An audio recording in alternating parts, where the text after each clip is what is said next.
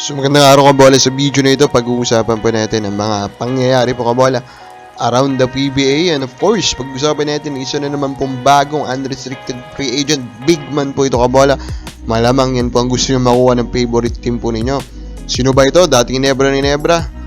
So sa mga hindi pa nakasubscribe, pakipindot naman po yung subscription button. So let's start po by discussing some of the comments of one of our recent video regarding nga po sa Mikey Williams to San Miguel possibility, TR7 and Jeron Teng and Simon Siso daw sa TNT kabola. Kung ako po of course sa TNT, edi yes agad, di ba? Kalahin mo yan, makakuha ka ng 3 quality player para kay Mikey Williams na ayaw na maglaro sa'yo. Di ang dali-daling yes ng kabola. Pero first, this is actually not realistic in a way. Una, Terence Romeo, di ba? Babalik ba yan sa TNT? Parang hindi po yan natin nakikita kabola na possibility.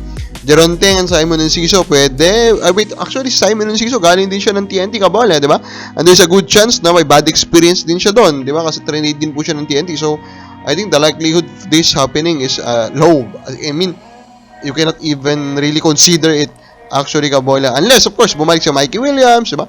Then, pakita niyo ulit na sobrang galing na po niya pa rin kabola, and then maayos na po siyang kausap siguro. Yan po magiging possibility po ito. Sabi ni Charlie Kierto, yes, sana matrade siya sa SMB kabola. So, we will see. Ano po, mukhang marami naman po siya mga players na gustong makasama doon na taga San Miguel Bearmen po ngayon. So, the possibility should be stirred there. Just present in Game 5, added motivation for Jericho Cruz. Dito ka rin talagang bilip po kay Coach Yengeo kabola. Yung kanya pong impact sa mga players talaga pang matagalan. Kaya kahit hindi na po niya player kabola, na ma-motivate pa rin, ano? Pag siya po ay nakikita, di ba? For me, syempre gusto kong magpakita kasi si Coach Yeng ang isa sa nagbigay ng pangalan sa akin dito sa PBA. Yan yung sabi po ni Jericho Cruz. Diba? Kasi talaga din estilo yung Coach Yeng kabola. Sila arguably po the best ever na PBA coach in terms of developing players kabola. It's not really just about him willing to give po playing time to all these players kabola, di ba? It's not all about that kabola talaga. Yung sistema niya and etc. Yung Philippine niya din sa mga players. Kaya talaga naman madami po sa mga naging players sa kabola nag-work out. Now, may isang sampal po dito ulit sa PBA. A to Z is PBA broadcast kabola.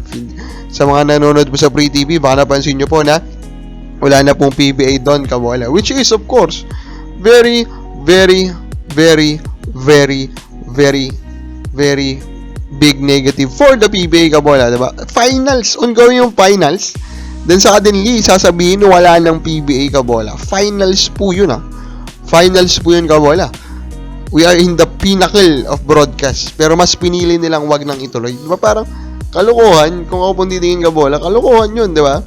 Kung bakit pinapakita niyan talaga din, na halos wala na pong na ma-magnetize sa Free TV kabola ang PBA, and it's actually understandable and awatable kabola. Now, ang pinag-usapan nga po natin unrestricted free agent is wala na pong kaba kundi si Prince Caperal, ang dating player nga po ng Ginebra kabola, kasi nabalitaan natin na siya po yung pumirma na daw po sa Abra, ang bagong team po ng MPBL kabola. So, sa palagay natin, sinong top 3 teams ang dapat mag-consider po na ipapirmahin siya? Number 3, Northport Batang Pier kabola, that team that he actually played for this conference and in the last conference din kabola, diba?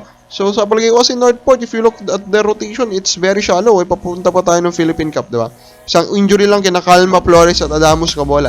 Mangangamotin din sila sa paghahanap po ng big man. So napakagulat din kabola na pinakawalan lang po nila ng basta-basta ito sa kabola. TNT, actually yung TNT po, diba, very deep rotation kabola of big man. The issue here kabola is that maraming issue or complication yung mga big man nila. Injury, age, kabola, and of course, personality. So, because of that, marami po paragi yung risk na hindi sila kompleto. So, adding another big man in Caporal is actually fine. Then, the last one is Ginebra, di ba? I think Ginebra actually should try to look for another 6'6 or 6'7 player, kabola. Kasi, of course, they have a very reliable, star-powered po kabola na duo in Stan Hardinger and ito po si Jabit Aguilar. Pero isang injury lang dyan kabola, medyo makangamote na sila.